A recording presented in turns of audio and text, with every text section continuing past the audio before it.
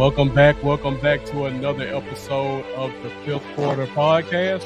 I'm your host, Marcus Jones, the Bluff City Cowboy, coming to you live from Memphis, Tennessee. And we are back with another episode of the Fifth Quarter Podcast. I know it's been a while since we've gone live, but as you guys know, during this time of the year, there's not a lot to talk about. So I really don't want to get on here and waste you guys' time. But over the past couple of weeks, I did miss going live and interacting with all the Cowboy fans who watched the show. So I just felt the need to come live, just talk a little bit about what's about to take place, get you guys' thoughts on what's been going on, and just talk about some Cowboy stuff.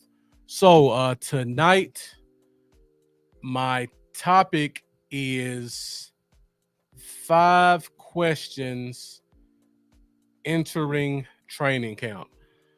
So just some generic stuff, just looking at the team, 5 questions that I have that I would love to get you guys' opinions on as we enter into training camp at the end of July.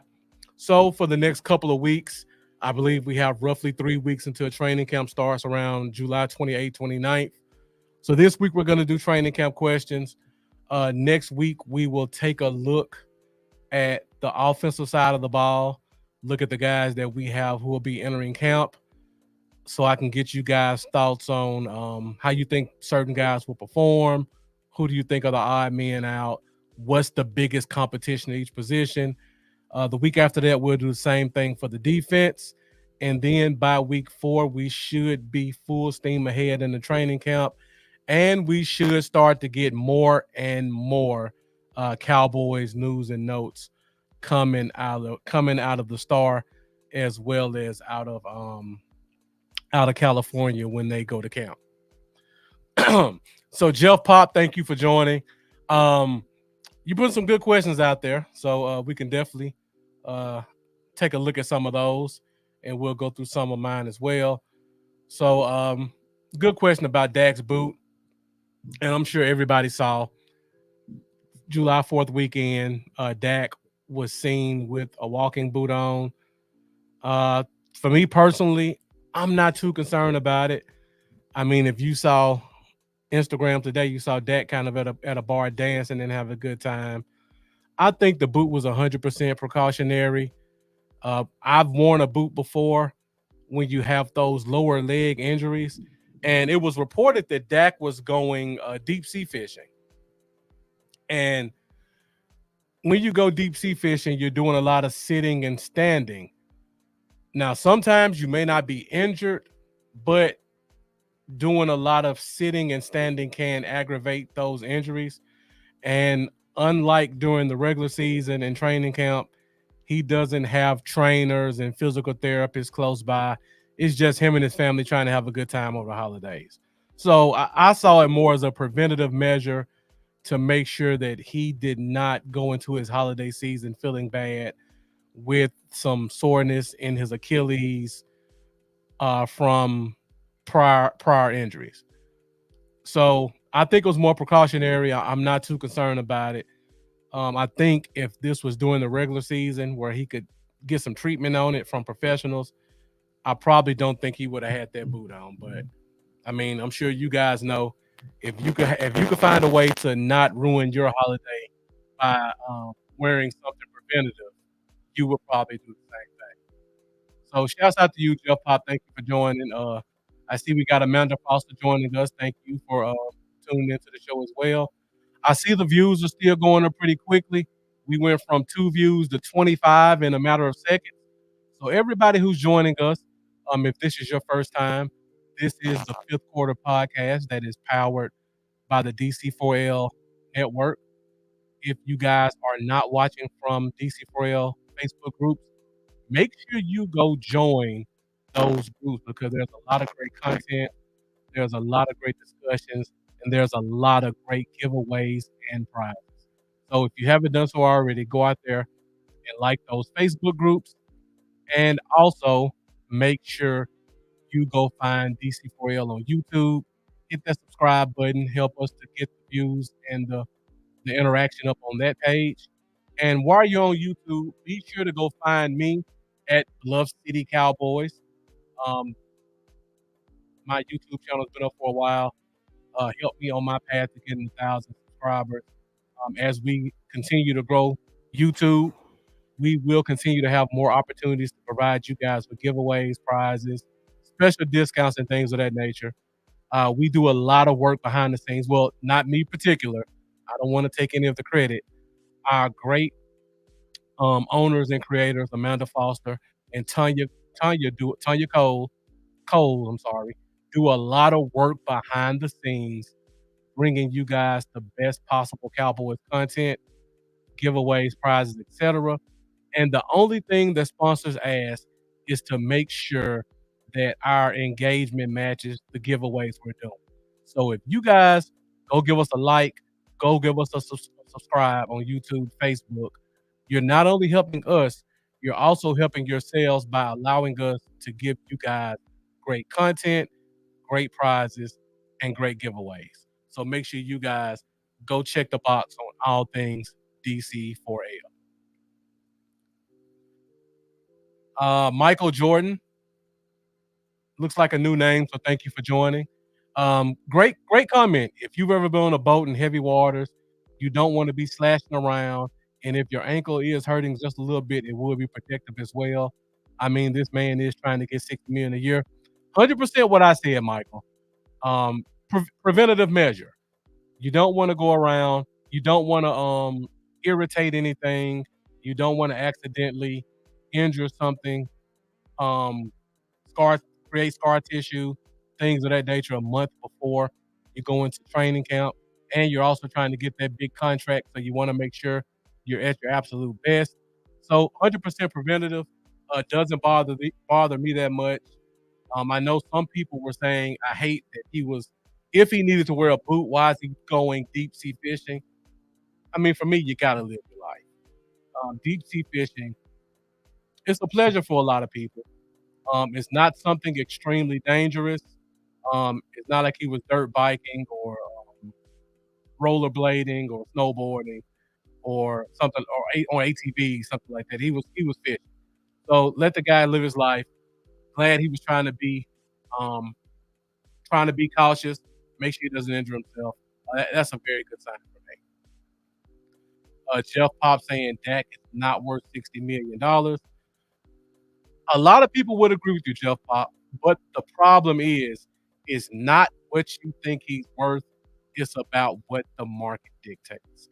And according to where the market is right now, Dak's value is anywhere from 52 a year, which is um, around where, and I'm sorry, I go blank when I go live. Everybody knows that. So 52 a year, around where Lamar Jackson is and the quarterback for the Eagles, all the way up to 56, where you have your Justin Herberts, your Joe Burrows, and your Trevor Lawrences. And that's the range. Now, if you want to reset the market, because Dak is a very experienced quarterback, then that number has to start at 57 and can go as high as 60. So 52 to 60, that's all based on the negotiating between Dak's representative Todd France, who by the way is probably one of the best and most aggressive agents in the NFL, which is kind of why they're saying 60, and Jerry Jones, who is one of the best negotiators in the game. So I think the battle between those two is kind of where we are right now. Jeff Pop, good point. Open market, who can pay that? It's not as hard as you think. Um, I think a lot of people look at 60 million and think, oh, he's going to get 60 million every year. If he signs what would be considered an extension, actually, no matter what he signs this year, it will cause a reduction in his cap hit for this year. So no matter what his contract is, it's going to help us this year. Next year, in year 2 of the contract, the actual contract year, he's going to have a low base salary. So if he signs a contract right now, no matter what the number is, 50 million, 60 million, his cap hit is going to be reduced for this year. His cap hit is going to be small for next year. Where the cap hit really is going to take effect would be in years, if it's a 4-year deal, it'll be years 2, 3, and 4, which will be 3 years from today. So if you look at how the cap is continuing to grow, and we've had this conversation before when you talk about, and I'm sorry, I was going to save this to the end, but Jeff Pop, you got me rolling. So I got to go ahead and go through it. We had a conversation earlier in the offseason about the salary cap. The salary cap is based off of NFL deals. So if you guys pay attention to the news and you pay attention to the money we pay out of pocket as fans, you will know the Cowboys are going to be on Peacock. The Cowboys are going to be on Amazon. The Cowboys, I mean, NFL, not just the Cowboys. The NFL is going to be on Peacock. The NFL is going to be on Amazon. The NFL is going to be on YouTube TV. The NFL is on Nickelodeon. Every time you see a game on a different channel, that's a bigger paycheck for the NFL. So that means the salary cap is going to continue to grow. So by the time Dak Prescott actually hits the big money in his deal, that'll be 3 years from now. And the salary cap probably will increase anywhere from 30 to $60 million from where it is right now. So I know it sounds like a big number right now, and you wonder how can we maneuver that in the cap. But by the time we get to those big numbers, the cap may already be big enough to absorb it. And I think that's kind of where a lot of teams look at when they're structuring their contracts and why those first 2 years are usually extremely small. And we'll talk about that more once I get to my 5 questions, because the last one will be talking about contracts in general. Shallon or Shalone Hickman saying PCD is worth. We'll talk about that as well. Shane Odom asked the question, and Shane, thank you for joining us.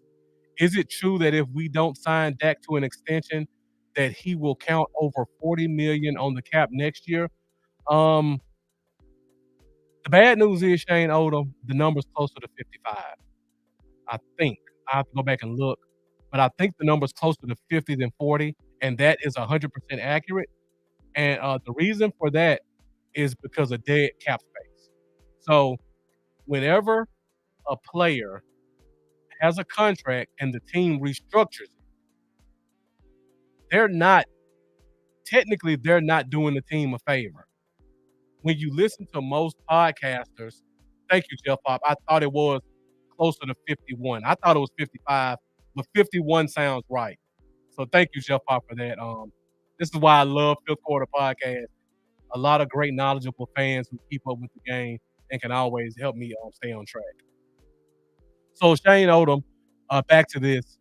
When a player restructures, they're not helping the team. All they're doing is the money that was allocated to them for that year, they get it all in one big check in the offseason. And then that money gets spread out over the rest of their contract. So in year one of Dak's deal, he restructured his contract. So they gave him a check for, let's say, $30 million. That $30 million was allocated over the remaining 3 years left in his contract. So that means at the end of his contract, there's $10 million of dead money sitting there.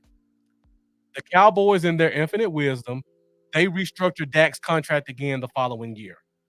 So let's say they restructured it another $40 million. So now you just added another $15 million on the end of the contract. Now we're at 25. Also, don't forget, there was some dead money from Dak's last contract because they did extend him, which means that dead money also doesn't go away as well. So over the course of his 2 contracts, he's accumulated $50 million in dead cap that if he does not sign a contract, that payment becomes due. So also, we have to sign him to a contract, and we're going to have to keep pushing that can down the road a couple of more years. If you guys follow the rest of the NFL, particularly the New Orleans Saints, the reason they've been in what's considered cap hell the past 2 or 3 years is because they did that with Drew Brees. And it got so bad with Drew Brees that the number was closer to 70, 80 million, and the cap was only like 190 at the time. So for the New Orleans Saints, when Drew Brees retired, a third of their cap went towards dead money, which means they can't use it and they don't get anything for it. So in order for them to take care of it, they had to keep restructuring other players' contracts. And now, um, because of that, they are pretty much unable to sign any big name players because they just don't have the cap space for it, at least for another year or two. So a great question, Shane Odom. Another one of those reasons why Dallas has to make a decision about Dak pretty soon because of that reason, and he's at the last year of his deal, and they can't franchise him. Dak holds all the keys. He holds all the cards. He has the ultimate leverage in negotiations, and I feel like that's one of the reasons why a deal hasn't been done because Dak can hold their feet under the fire, and if they don't go along with what he says, he gets to walk for nothing. They can't franchise him. They can't trade him. Um, we don't have a quarterback on the team who can replace him. And if he leaves, we're gonna have 20% of our cap allocated to basically nothing. When we also have to get CeeDee Lamb and possibly Micah Parsons signed, and then other guys like Osa Dikizua, um, the cornerback who's been playing well the past 2 years, Tyler Smith. All those guys are coming up soon. And that $50 million dead cap hit next year is going to put us behind the eight ball on getting a lot of those guys done. So it's a thank you, Deron Bland. Again, I go blank when I go live. I appreciate you guys helping me out. So again, Dak holds all the cards, and it's going to be interesting to see how this plays out. Yeah, and Jeff Pop, yeah, they could have signed him if they would have signed him in the trajectory they should have signed him. Dak would probably still have about 3 years left on a deal from 2 years ago, and we could avoid all of this. And the Lunatic, thank you for joining us. It could possibly be Zach Martin's last year. Um, I don't think it'll be Tank's last year in the NFL, but I'm almost certain it's his last year as a Cowboy because I can see him wanting to get one last big payday. And just from a number standpoint, I don't see the Cowboys giving that to him. They've invested a lot of money in second round picks at the defensive end spot. We got Sam Williams. We got Breland or Nealon. We just drafted. We got Junior Fahoko. We drafted last year in the fourth round. So we have guys at the edge that I think they're going to kind of see what they have. In. He's definitely going to get that last payday. Well, Diggs just signed his contract, Lee. So just like I just talked about, year one and year two of most contracts, the money's not that big. So Diggs won't really affect us until next year. So right now, Diggs is good. He's still under contract. He signed an extension, so the extension didn't even kick in until last year. So we're good with Diggs. But Bland is the one we have to pay attention to because he'll be in year 4, and we'll have to decide whether we want to pay him or give him that franchise tag. And the way the cornerback market is growing, the franchise tag for Bland may be $25 million by the time we get to it. So a lot of moving parts financially going on with the Cowboys. All right, guys. These are some great questions and comments. I see the views are still going up. So, guys, feel free to get in these comments. This show is fueled by the fans. So, if I could just go through a show and answer questions, I have no problem doing that because I love hearing you guys' thoughts on what you think about this team. And the stuff that I have planned, I could do it another time because this is some great stuff you guys are putting up there. That's what Dallas does, gets them to their last check over pay for mediocrity, but because it's the brand, they get paid elsewhere. Yep, the lunatic. You're right, Jeff Pop. We make this mistake every year. and more times than not, it bites us in the butt.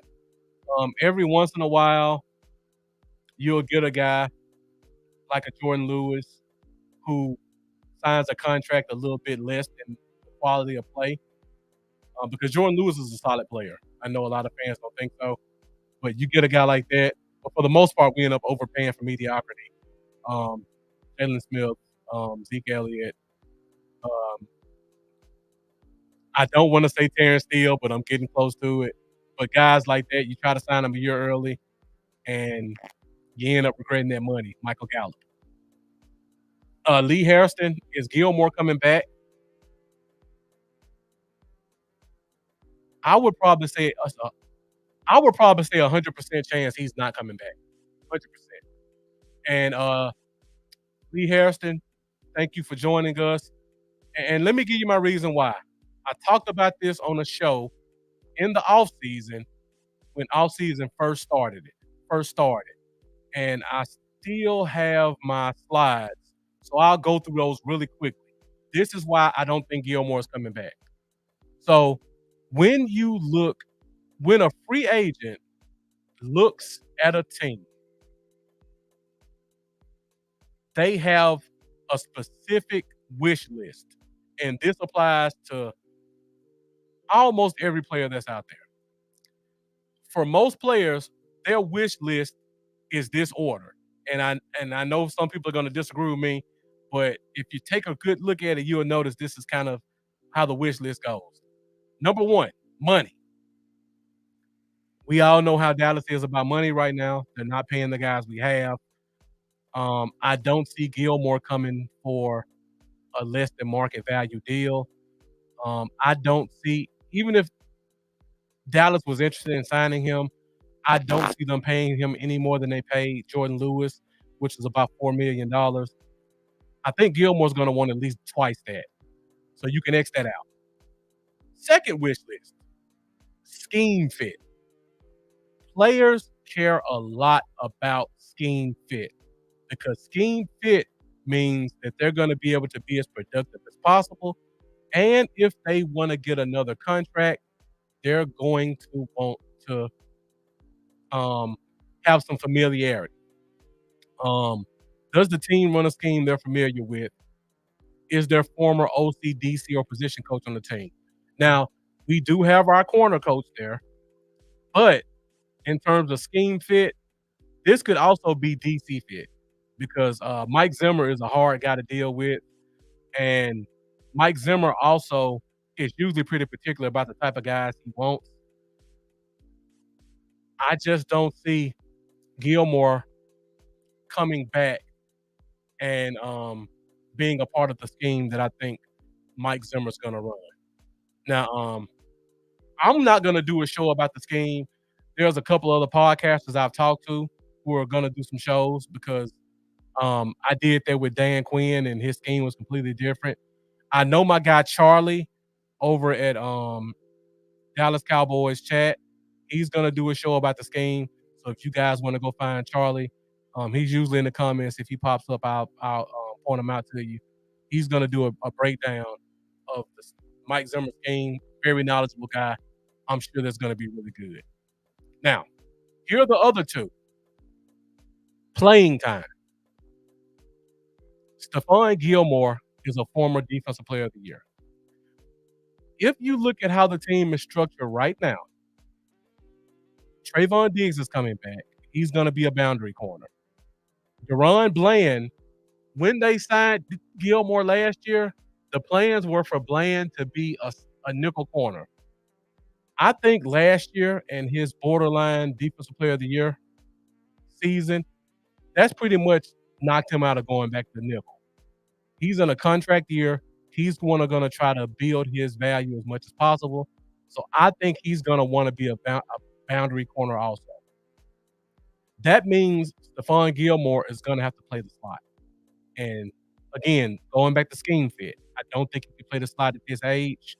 I don't think he wants to play the slot at this age. Even if he does play boundary, he's not going to be a 70, 80% guy because Jordan Lewis is back and he's a good nickel corner. and we got some young guys they really like. The last one. Players want to win a championship. I won't talk about Dallas's history. You guys know what Dallas's history is. I'll leave the question open ended. If you were a player looking to win a championship, would the Dallas Cowboys be one of your top options? I'll leave it up to you guys to answer that question. So for those reasons, I don't think Stephon Gilmore is coming back. Sincere Walker, and thank you for joining us, Sincere. We will be doing an offensive breakdown next week. You're saying you're confused about our running back decisions. I'm all in for Zeke. We should have grabbed a nice young back. I don't understand why we let other teams get better around us. We're going to do an offensive discussion next week, Sincere Walker. So make sure you join us next week. We're going to talk about the running back position in particular. I'll give you my thoughts on the running backs we have, who I think will make the team, and how the guys we do have will fit. Great point, the lunatic. At some point, we're going to lose Will McClay. If you guys kind of follow outside of the Cowboys, Will McClay has a son who plays football in the Dallas-Fort Worth area.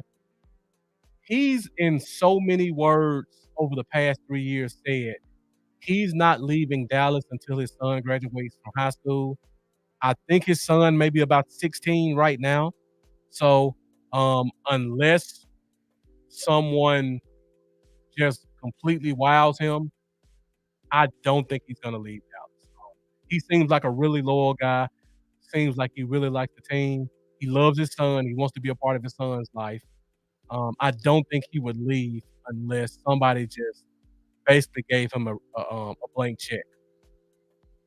So I think we got McClay for at least 1 or 2 years.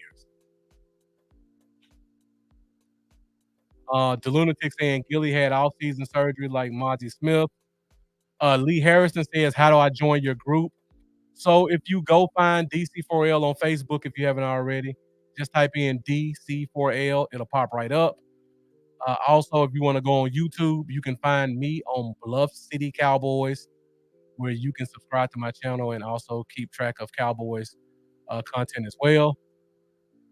All right, that's pretty much all the questions I have right now. So I got 5 questions.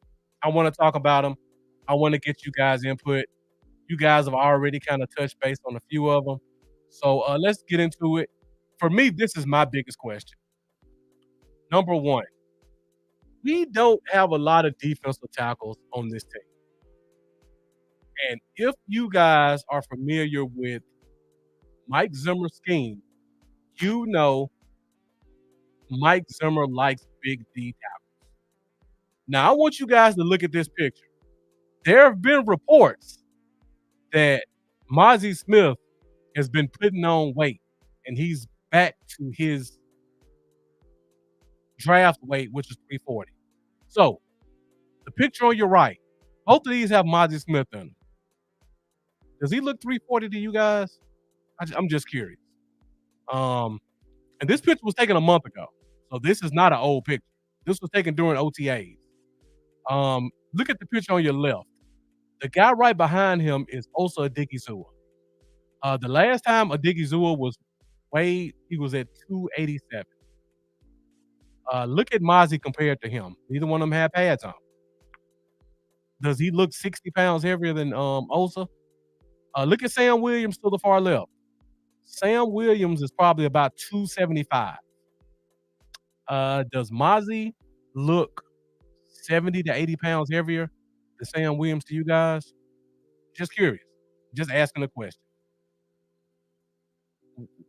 Our defense is usually predicated on big defensive tackles. We were being told Mozzie's getting back to that size. When I look at this, I just don't see it. Then also, going back to OTAs, this was on May 24th. Mike Zimmer was asked a question about Mozzie Smith recovering from offseason shoulder surgery. He said him and Smith have discussed at what weight Smith wants to play. Zimmer declined to disclose a number, but Smith was at 305 on May 24th. May 14th and working toward it. So he said Mozzie Smith was at 305 on May 14th. This picture I posted was from June. Does he look 305 to you guys right there? I mean, I know muscle weighs more than fat. I know these are elite athletes. I know they have very low um, body mass, but that doesn't look 305 to me. That looks 290-ish.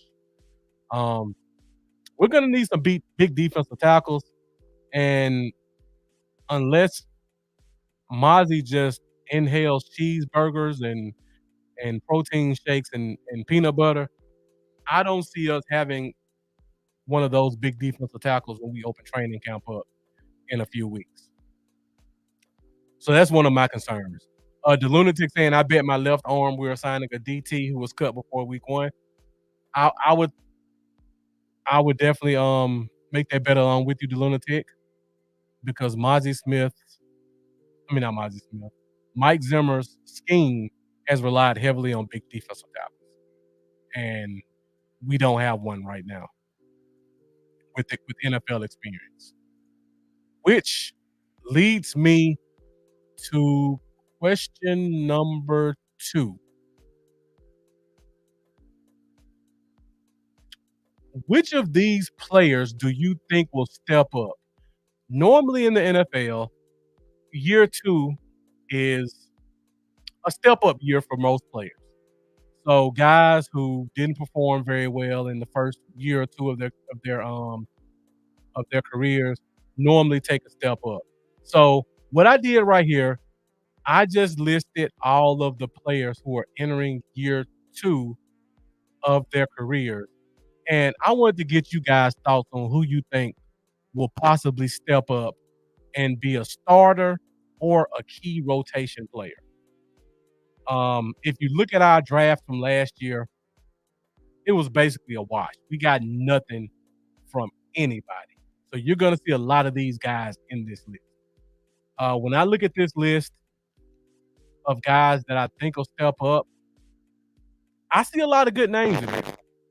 Um, I know a lot of fans are high on Wanye Thomas. I think he could step up, but we'll talk about this in a minute. That numbers game at that secondary spot is going to be tough. It's going to be a good player that's cut. I'm not saying it's Thomas, but it's going to be a guy that a lot of fans really like, who probably won't make this team because we just have a abundance of talent at that secondary spot. Overshown, I'm hoping he has a second year improvement. And I see Jeff Compton says Overshown for show. Technically, this is Overshown's first year. He's a second year NFL guy, but this will be his first year playing. That's one of the few things that give me some skepticism about where he will be in his development. Looking on the right side of this list, Viliami Fehoko, Junior Fehoko. I'm expecting to see second year improvement from him. I think Mike Zimmer's scheme is really gonna fit his skill set, and I wouldn't be shocked if he's one of our top 5 defensive ends entering this season. I honestly wouldn't be shocked if he plays more than Nealon, who was drafted this year. I really like Junior Fehoko, and I like how he fits a Mike Zimmer scheme. Um, Brock Hoffman, I think that's pretty much wishful thinking. We have to hope that he takes a step up because we don't know who our starting center is. And as of right now, you have to pencil Brock Hoffman in as the starting center. For that reason alone, you have to hope he steps up. And thank you, Jeff Pop. You see, I overlooked Aubrey. I just put him on the list because he's a second year guy, but Aubrey has more than stepped up. I mean, he was a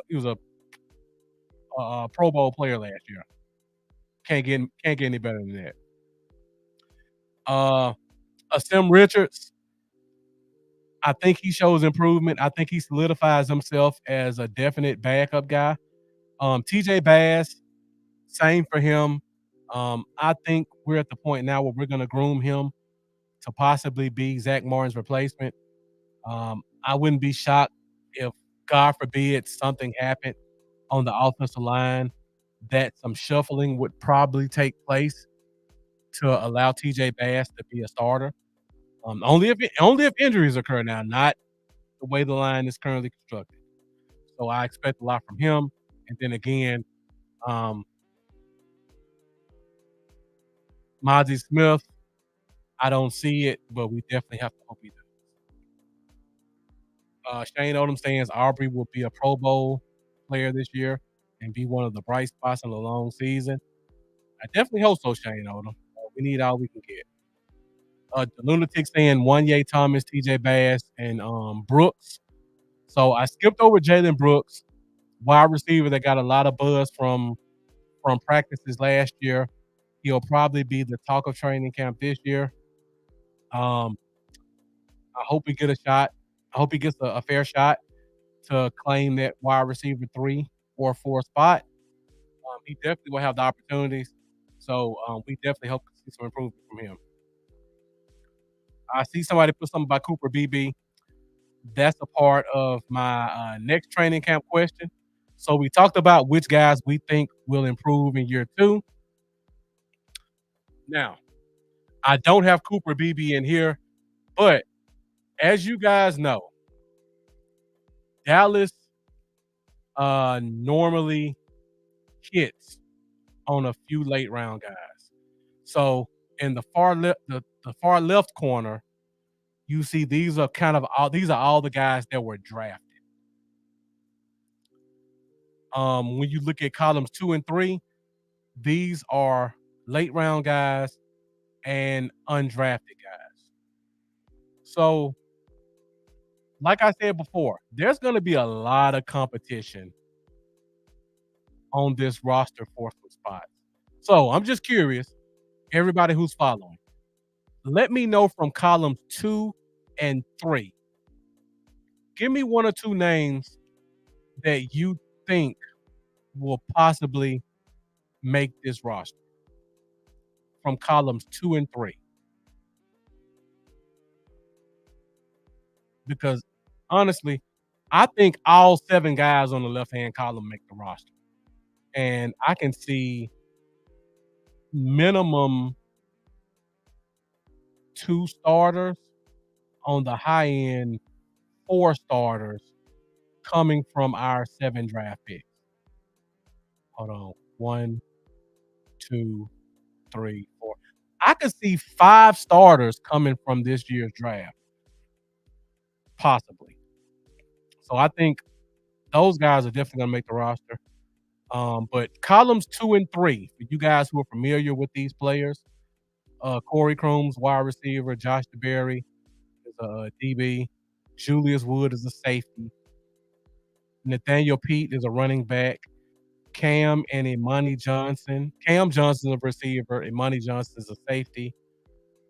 BSF is going to force our staff to make hard decisions in the tight end. Yeah, Brevin Spanford is my guy. I think he's making the roster. I think he's going to push one of our talented tight ends off this roster. I think he's that good. I really like Byron Vaughns, the defensive end from Texas. He's just one of those twitchy, just pure pass rusher type guys. From the middle column, Nathaniel Pete, running back from Missouri, has a good shot. And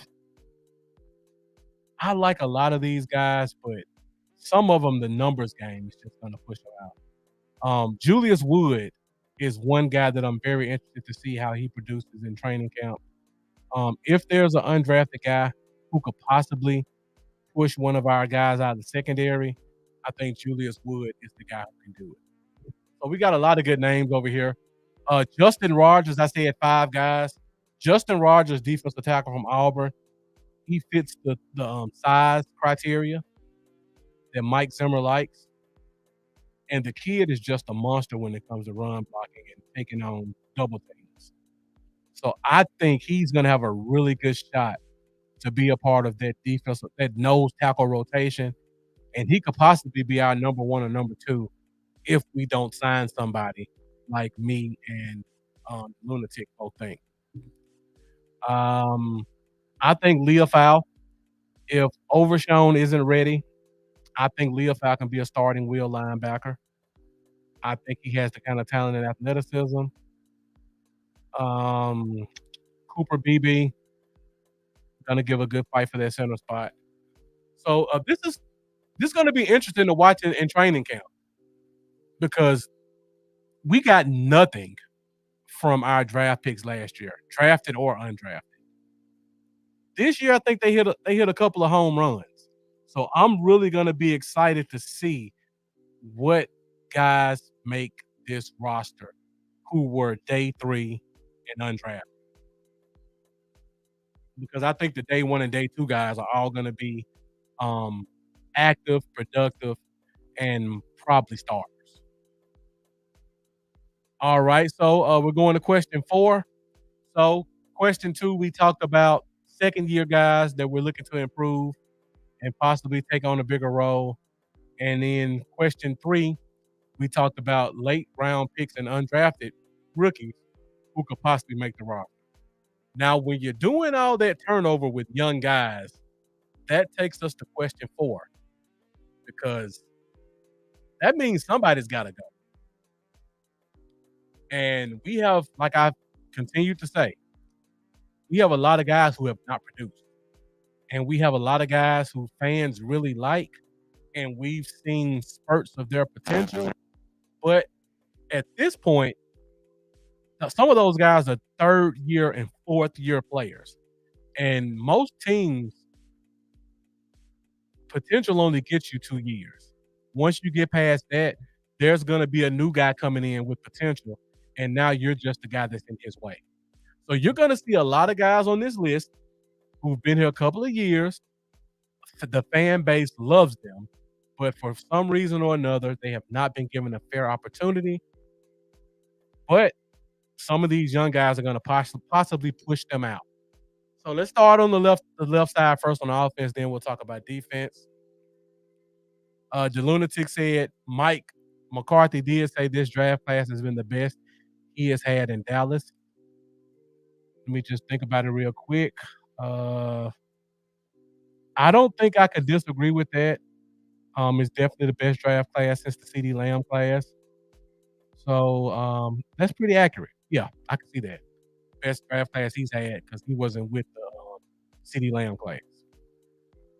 Because we did get Micah in one draft, but everything after Micah is pretty much a miss. So yeah, in terms of depth of talent, I could see that. So, like I just said, we got a lot of guys on this left-hand side who are in year 2 and year 3, and we have drafted and signed some undrafted guys who are playing those same spots. So we just talked about Brevin Spann-Ford, the Lunatic, Peyton Hendershot, John Stevens.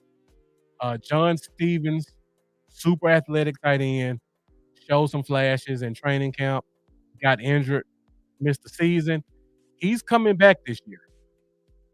Unfortunately, we wasted a draft pick on Luke Schoonmaker last year. So Ferguson and Schoonmaker are definitely on the team. We're probably only going to carry 4 tight ends. I think Brevin Spann-Ford is making this roster. And I'm going to do a special team show at some point, and I'm going to give you guys the reasons why I think Brevin Spann-Ford, just purely from a special teams perspective, is going to make this roster, particularly kickoff return and kickoff. So that leaves one spot between Hendershot and Stevens. One of these guys is going to be on the bubble, probably won't be on the team. Training camp would dictate which one of those guys it is. Then I list the running backs: Rico Dowder, Hunter Lipke, Deuce Vaughn, Malik Davis. A lot of names fans really like. One thing all these guys have in common, well, Deuce Vaughn does it. The other three, they don't have home run speed, and Nathaniel Pete has home run speed. Um, One thing Pete has over Vaughn is he's 30 pounds heavier, 4 inches tall. So Nathaniel Pete, undrafted rookie free agent, he's going to give one of these guys a problem making this roster because I think Zeke is a lock. Um, as much as you guys are going to hate to hear it, I think the running back we signed from Denver is probably going to be a lock also. We probably only going to carry 4 running backs. So if Nathaniel Pete is your third running back, that means one of these, 3 of these 4 guys are probably going to be gone. So I'm curious, who do you guys think is the odd man out? At a minimum, 2 of these running backs will not be on our 53-man roster. Everybody who's watching right now, give me your thoughts. Of the 4 running backs I have listed, which 2 do you think don't make the roster this year? I'm just curious. Personally, I think 3 of them won't make the roster, possibly all 4 of them. But I'm curious. The lunatic, you said Malik Davis, you got to give me one more. Because at a minimum, I think 2 running backs do not make this roster if we're keeping 4. So give me one more, the lunatic. Malik Davis, I think, is definitely at the bottom of the list. The other 3 guys, special teams guys. Shane Odom saying, I think Deuce is safe because of the new rules on kickoffs, and he could be dangerous. That's going to give him an opportunity, Shane Odom. I definitely agree with that. I'm going to do a deeper dive into the new kickoff rules because the way the rules are written right now, I don't think teams are going to have 2 returners back. And the reason I say that is because in years past, and I'm going into my special team show already, but in years past, when you do kickoff, as you guys know, you've seen a kickoff before. The kickoff guys normally kind of get a moving start when it comes to the ball game kick. The kicker gets a running start, and the guys get to kind of run downfield and spread out. The new kickoff rules will dictate that the players can't move until the ball is fielded. So that means that whoever the returner is going to have a little bit more time to get the ball whether it goes left or right. And that also means to me, because those guys can't move, you're going to want to have an extra solid blocker out there to open up lanes.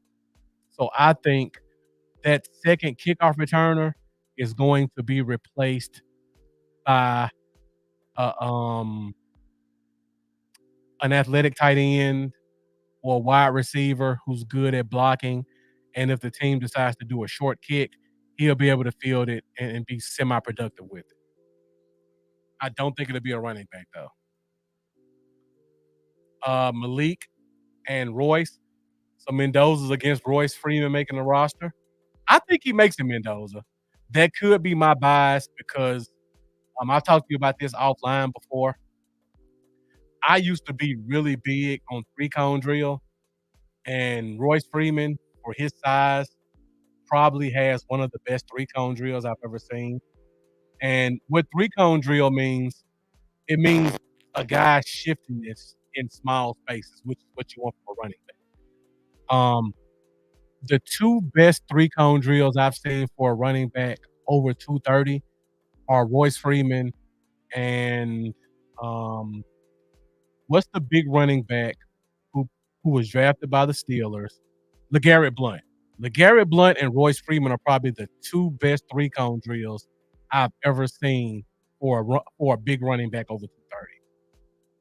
And I feel like us changing to an inside zone, I think he's going to be able to showcase that a lot more because he was in Denver, and Denver has historically been an outside zone run blocking team. And I just don't think Royce Freeman's characteristics or size to the outside zone. I think coming here inside zone, I think is a perfect fit. I don't expect him to be a starter, but I think he's going to be good enough to make the roster. Sorry, dudes, better options available. I'm with you on that. Marquez or Marquise Melendez, thank you for joining us. Looks like a new name. So you say Flournoy Stevens, Hendershot, keepers on offense, Eric Scott and Tyrus Wheat on defense. And people don't talk about Tyrus Wheat enough. Thank you for bringing that name up. Tyrus Wheat was defensive end from last year. Didn't really play a lot, but he was on the active roster. And Junior Fehoko was as well. But Tyrese Wheat did get more game day calls up. Fehoko didn't get any. Undrafted guy going into his second year. I think he's going to take a step up. So that's another guy you got to pay attention to. Eric Scott, Tyrus Wheat. So you think Eric Scott makes it over Mukwamu and Thomas and Wright? I can't argue with you on that, honestly. Second year guy normally gets a bigger pass, so I can see that for sure. Let's go to the right column. Melendez, Marquez Melendez, great point. Going back to question 3. Go to question 2. Couple of corners on that list. Go to question 3. Undrafted guys, drafted guys. Kalen Carson, drafted player. They really like him. Pretty much this whole second column is secondary, is defensive backs. So that's 1, 2, 3, 5 defensive backs. Undrafted. Let's say one of them flashes and he's too good to cut. Where do you have to cut from? You got to cut from this list because we all know Bland, Diggs, Lewis. They're absolutely making the roster. I think you could pretty much put Kalen Carson in there also because he was drafted, which means Mike Zimmer must really like him. We're only going to keep, at best, 6 corners. At best. We know 4 spots are guaranteed. Some of you fans think we're going to sign Stephon Diggs back. I don't agree, but let's say we do. That's 5 corners. I have 3 for sure corners on this list. Talk about the secondary position. We know Hooker has a spot. We know Wilson has a spot.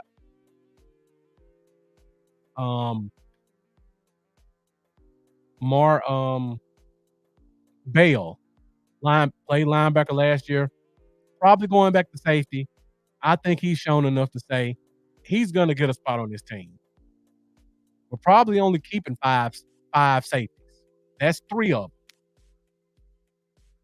We got a long list of undrafted guys coming in. Wanye Thomas, another guy coming back. Israel Mukwamu, is he a corner? Is he a safety? The position slots are thin at both of them. And then you got Eric Scott, who was last year's drafted pick.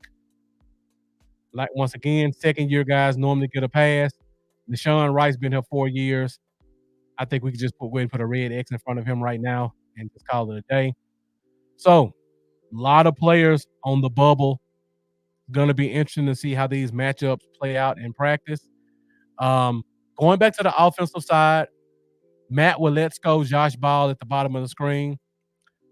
We drafted Nathan Thomas. We drafted Cooper Beebe. Brock Hoffman's coming back. TJ Bass is coming back. Asim Richards is coming back. All those guys can play guard and tackle. We drafted a tackle in the first round, Tyler Guyton. So we know Guyton and Steele are going to be there. I would probably call Asim Richards a tackle. So that's 3. We'll call him your swing tackle. Most teams only keep 4 tackles. We got an undrafted, we got a drafted guy in Lamar Thomas. We got Matt Waletzko. We got Josh Ball. We also have Chuma Edoga, who's a veteran. The offensive coaching staff loves him. He gives you veteran depth. He can play guard and tackle. Who's the odd man out between Waletzko and Ball? Are both of them the odd men out? Going to be some interesting battles in camp. We have a couple of other tackles. And Mendoza, I see we have you here. Who was the tackle that we got undrafted last year? Super athletic kid. I think he played for Kansas. What is that kid's name? Super athletic tackle, undrafted free agent from last year. I cannot think of his name. Earl Bostic Jr. Thank you, Mendoza. Earl Bostic Jr. is another name to pay attention to. Super athletic kid. Um, height, weight, speed, long arms, just young and inexperienced. I think he got injured last year, if I'm not mistaken, Mendoza. I know you were very high on him. You told me about him, so I kind of looked him up. I think he got injured last year. He's coming back. That's another tackle who's going to get thrown into this in this mix. Who's going to be the odd man out or the odd men out? A lot of stuff to discuss, and we're going to talk about this more next week when we do the offensive breakdown. So Mendoza says he feels like Royce Freeman is this year's Ronald Jones. Out of him, Rico and Deuce feels like he's the odd one there, but perhaps it is Deuce. You know what? I like Royce Freeman more than most people, but I wouldn't be surprised. Freeman, Rico, and Deuce. It's a coin flip for either one of them, honestly. Mendoza says he wants Boston to take Ball's spot, get him out of here. You know, I would too. I like Ball coming out of college, but he just looks too, and I'm just making up a word, he looks too Frankenstein-y for me. Tall, stiff, kind of stomps around on the field. I thought he was a little bit more athletic than he's shown so far. Injury concerns, and then I know he's 3 years removed from this, but the domestic violence stuff still irks me. So I could definitely agree with you on that one. So going through these pretty quick, 58 minutes. And guys, stick with me for 10 minutes because Amanda has given me the authority to do a giveaway tonight. So once I go through my fifth question, we also are going to do a small giveaway. We're going to do giveaways every week going into training camp. So make sure you continue to stick with us at the Fifth Quarter Podcast. So the last question. Which star player or players get a contract this offseason? We started the show talking about this. I went pretty extensively in talking about Dak Prescott. I mean, we can go so many directions on this. I could talk another hour about contracts. I'll make it easy for all you guys. Micah Parsons is not getting a contract this offseason. There's absolutely no chance. That's not saying he's not a great player. That's not saying he hasn't earned a contract. Just dollars and cents and the way the Cowboys like to conduct their business, there's no chance that Micah Parsons gets the contract this offseason. He's entering the fourth year of his deal, so the team still has him for the fourth year of his contract, his fifth year option, and 1 or 2 franchise tags. Unfortunately for Micah, I think they may exhaust all 4 of those options. So Micah might have to play on the last year of his deal. He may have to play on his fifth year option, which by the time he gets there, that number may be $28 million. So it's not like he's taking a pay cut. And then he's probably going to get at least 1 franchise tag.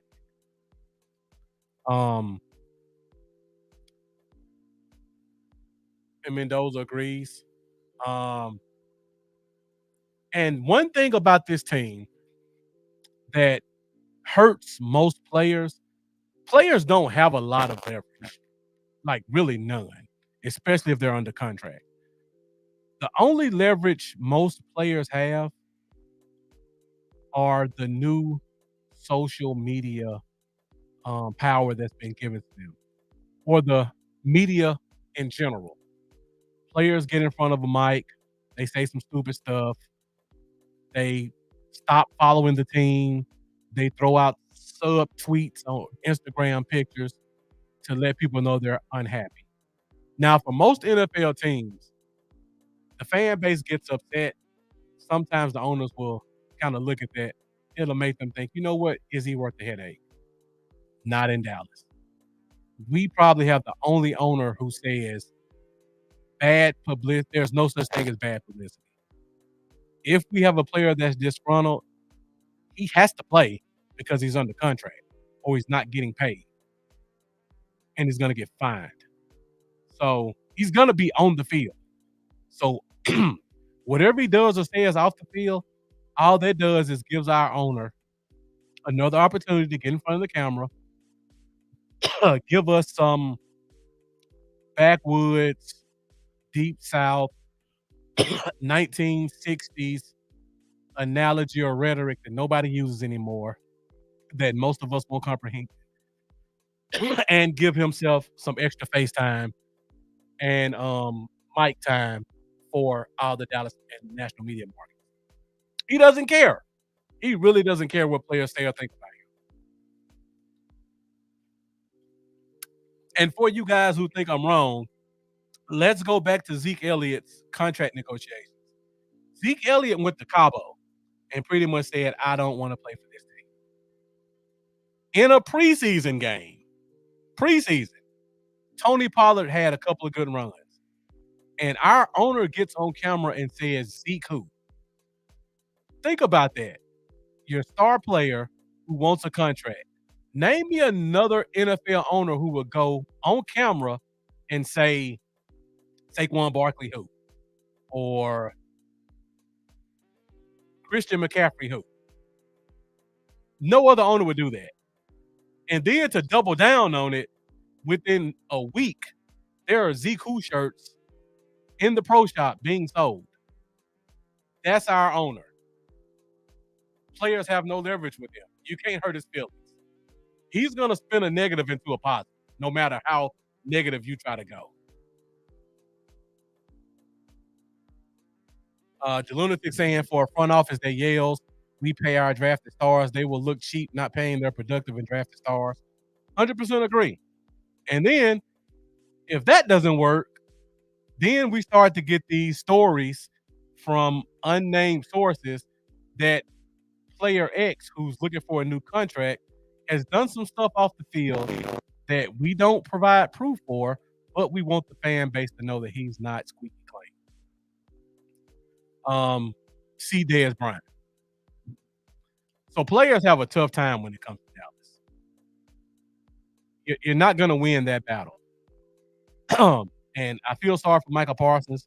I feel sorry for us as a fan base because Micah Parsons may be the most powerful media player in the NFL, current media player in the NFL right now. I mean, he pretty much calls his own shot over at Barstool. He has his own podcast. He's doing shows with players outside the team. It's going to get messy with him, but I think they're going to play it out. I talked about Dak earlier in the show. We talked about Dak holds all the cards. I mean, at this point,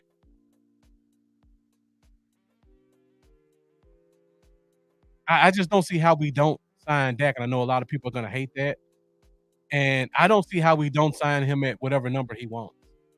Because if we don't, he has a no trade clause, so we can't trade him. He's going to get the money somewhere else, regardless of what our fan base thinks. Somebody's going to pay him what he wants.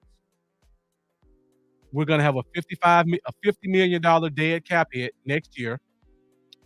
And we don't have a quarterback in sight who I think is capable enough or has shown us to be capable enough to lead a winning NFL team. And I know people are going to say Cooper Rush had a whatever and whatever record 3 years ago. It's a different game. He got scouted by the end of that time, and he looked a lot different in game 5 than he looked in game 1. I just leave it at that. So I think Dak's gonna be interesting. And I'll say this, NFL players, especially big name players like quarterbacks, they don't negotiate when football's happening. Very rarely do you see a top quarterback sign a contract while there's active football taking place. So if Dallas does not get a deal signed for Dak Prescott, in my opinion, by game 2 of the preseason, contract negotiations are gonna be shut down. Dak's gonna be a free agent next year, and if Dak becomes a free agent, then he's gonna be open to the market, and then the market gets to dictate how much he gets. And I know a lot of fans don't wanna believe this, but 60 million may be the starting number. The number may be larger than that. There are a lot of quarterback needy teams out there. Um, a lot of them have a lot of cap space. Um, a lot of them have never had a quarterback who has been as successful and talented as Dak Prescott, regardless of what our fan base thinks. Um, a team like the Jets, and you say what you want about Aaron Rodgers, what have you done for me lately? They paid Aaron Rodgers a ton of money. If Aaron Rodgers wets the bed this year, you don't think the Jets will give Dak 60 million? You don't think the Raiders will give Dak 60 million to pair him with Devontae Adams and give them some Super Bowl, some playoff hopes in a tough AFC West division? The Saints will be out of cap hell probably in the next year or two. You don't think the Saints will give Dak a blank check?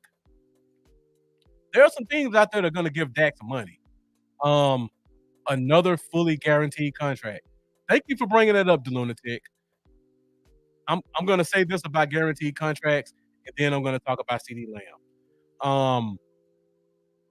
A lot of fans don't know this, but the reason why NFL teams do not give fully guaranteed contracts, they say it's because of the whole injury thing. That's a part of it because NFL players are more prone to injuries. I was talking about this in our DC4L private Facebook group with all the admin. There is a unwritten rule. Well, it's out there somewhere. It's not a collective bargaining agreement, but there is an escrow rule for NFL owners. So the rule says if a team gives a player a fully guaranteed part of their contract, that owner must take whatever that dollar amount is and they have to put it in an escrow account that cannot be touched except for by a third party who will distribute that money to the player when the time comes. So let's say, for example, Deshaun Watson. Since you say another fully guaranteed contract, Deshaun Watson. Deshaun Watson's contract is $230 million, roughly, fully guaranteed. That means the owner of the Browns had to write a check or deposit cash, $230 million. That money had to physically come out of his possession, and it has to be put into an account that he no longer has access to. That's a lot of money to put into an account. And most NFL owners, regardless of how rich they are and what Forbes has their net value at, people don't have $500 million in cash just sitting around. That's the reason why you don't see fully guaranteed contracts in the NFL too often. So I don't think Dak will get a fully guaranteed contract. There was a lot of pushback about that when it happened, particularly with Lamar Jackson. The Browns owner, I mean, it's the Browns. They do stuff like that. They didn't want him to set that precedent, and nobody else is going to do it. I don't think he gets a fully guaranteed contract, but he's definitely going to get a contract that's going to be 60 million or more, and it's going to come with some high guarantees and signing bonuses. There are several teams out there. One more, Arizona Cardinals. Kyler Murray is with the bed for them. He's going to be a free agent next year, I think. They haven't re-signed him. You don't think Arizona will give Dak what he wants? A lot of teams out there have never had a good quarterback. Not since Kurt Warner have they had a decent quarterback, in my opinion. Some teams out there will pay Dak Prescott $60 million. And if we let this go into the offseason, Dak's not going to sit and wait for Jerry Jones. He's going to entertain offers. And whatever number he's giving them now, the free market is going to make that number go higher. So for those reasons, I think a contract probably gets done pretty soon, before training camp or just after. Now, once you do that, like we talked about earlier in the show, signing that contract will open up about $30 million in cap space because all that dead money gets technically rolled up in the signing bonus and gets spread out over the life of this new contract. So that will allow them to sign a guy like a CD Lamb, which they could sign him now if they wanted to, but that's their excuse. So I think Dak gets signed before camp. I think CD Lamb gets signed shortly after. If Dak doesn't get signed by training camp, it's going to be very curious to see what happens with CD Lamb. Going to be very curious. And that's going to be a whole nother string of shows in itself if Dak doesn't get signed, because I think it's going to be a very nasty game of Dak going elsewhere and then CD Lamb not signing his franchise tag and trying to force his way out. Let's hope that doesn't happen. I just wanted to put it out there for you guys, just for future reference. Let's keep it on the bright side. I hope it doesn't happen. But that's pretty much all I have for you guys tonight. We're at an hour 13 minutes. Those are my 5 key questions as we enter training camp. Who's going to step up? What late round players are going to make the team? Who's on the bubble? And who gets a contract? So before we get out of here, we are going to do a giveaway. I do not know what the giveaway is. It's 100% at the discretion of Amanda Foster. So if Amanda, you're still in here, if you want to let the people know what the gift is, let me know. But if not, if you're not still here, whoever wins, go find Amanda Foster on social media, on Facebook. If you're in the DC4L group, just tag her in a post. This is Amanda Foster, so you guys can see what her profile picture looks like. If you don't contact her, I'm sure she'll definitely contact you. I think the gift is going to be an autograph picture. I don't know who the player is. She will say that. See, we have another question. The lunatic saying last year's holdout by Zach Martins makes this negotiating period more perplexing. Yeah, it's just getting worse and worse, the lunatic. I don't know what the deal is. All right, guys. So before we do the giveaway, while I still got you guys here, I want to let you know, I talked earlier in the show about we're working behind the scenes for sponsors. And your guys' viewerships help us get those sponsors bigger and better. We do have a sponsor that is SeatGeek. So for all you guys who plan on going to Cowboys games or any possible games or events, SeatGeek is an official sponsor of the Fifth Quarter Podcast. If you use code DC4L, you will get $20 off your tickets for all sports and events, not just Cowboys. Use code DC4L to get $20 off your ticket price. As we start to grow, we have a lot of people who watch behind the scenes. They watch our engagement. They watch what we're doing. So make sure you guys keep putting those good questions in. Make sure you guys hit those like buttons. Make sure you subscribe because the more you guys support us, the bigger those numbers can get. So right now it's at $20. 6 months from now, they could be $50 if they see the engagement and how our numbers continue to grow. So SeatGeek, $20 off tickets for any event or activity. So now, last part of the day, it is our giveaway. So we're gonna change things up a little bit. In terms of our giveaway, I'm gonna give you guys the rules. If you win the prize, you must contact Amanda within 72 hours. We do ask that you are a Cowboys fan. We do have a pretty big following. Everybody's not a Cowboy fan, but we would like to make sure our prizes are given to Cowboys fans. We ask that you follow DC4L Facebook page and YouTube, and also Bluff City Cowboys YouTube channel to help us grow our engagement. And I'm going to type my YouTube channel in the comment. So if you guys could, during the show, after the show, click that link, hit that subscribe button, share it, like it, follow, help us to get our engagement up. Last thing, it looks like everybody's done that.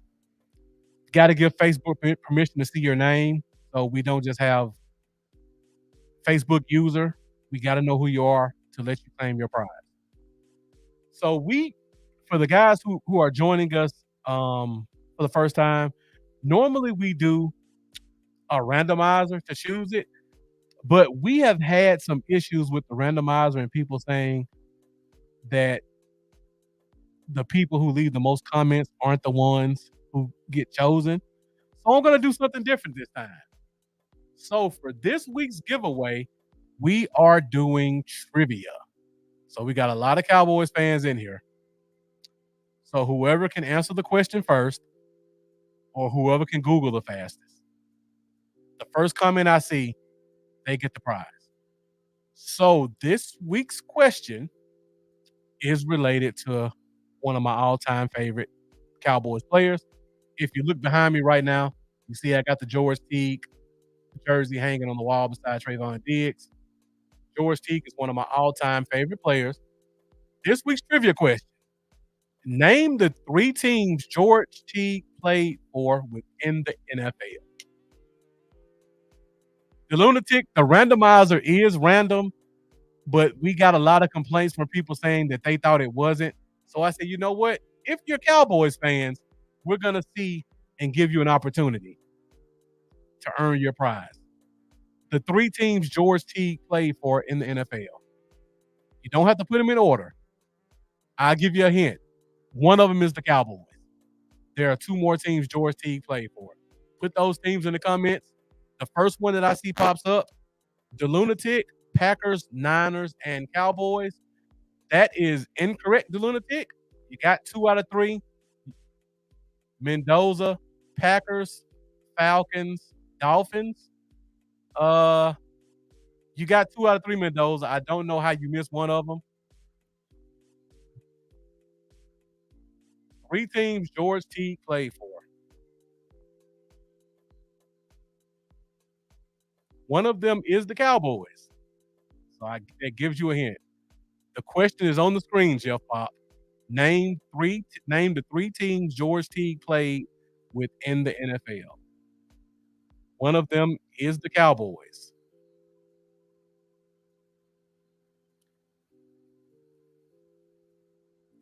The lunatic, Packers, Dolphins, and Cowboys is the correct answer. Now, Mendoza did put Atlanta Falcons, but he was only on the practice squad. Partial credit, Mendoza. That's a good guess. He was not on the active roster. I will talk to Amanda to see if she'll do 2 prizes because technically you are right on the Falcons, but he was not on the active roster. He was on the active roster for the Packers, Then he signed with the Cowboys. Then for some odd reason, Dallas didn't re-sign him. He went to Miami, and then he came back to Dallas one more time. But yeah, he was with the Falcons, but he was not on the active roster. So technically, he was not a Falcons player. That would be like saying, um, name a random. I'm trying to think of a player who signed with the team and was cut before training camp ended. But a player like that. So Amanda, if you're watching, the lunatic is the winner. His comment came up first. Mendoza, technically right. I'll let you decide, Amanda. Do you want to give him a prize? All right, guys. So that's pretty much all we have for this week's show. Thank you guys for joining us. Great questions, great comments. As always, you guys definitely bring it. I appreciate all you guys for joining us for this week's episode of the Fifth Quarter Podcast. I know it's been a couple of weeks since I've been on here, but I appreciate the support of all you guys who came and joined us tonight. So, once again, make sure you join us every Wednesday night at 8:30 Central Standard Time for the Fifth Quarter Podcast. We got a couple of shows lined up before training camp. Then once training camp hits, I'm sure we'll have a lot more news and notes. Hopefully some contracts will get signed. We'll start to get footage from camp. There'll be some storylines coming from camp. We're going to have a couple of special guests joining us. We got a couple of guys lined up who we know for certain are going to be at training camp watching. So we're going to bring a couple of those guys on the show in August to get their thoughts on what they've seen firsthand. And then we'll roll right into the regular season and give you that same great content that we've been giving you for the past few years. Once again, thank you guys for watching Fifth Quarter Podcast. This show is fueled and powered by you guys. So make sure you hit that like button. Make sure you join those DC4L groups. Make sure you follow and make sure that you subscribe on YouTube. Thank you guys for joining us. Appreciate your support. Hope to see you guys next week at 8:30 Central Standard Time for our next episode of the Fifth Quarter Podcast. And as always, let's go Cowboys, even in off season. Let's get it done. Let's get another Lombardi trophy. I will see you guys next week.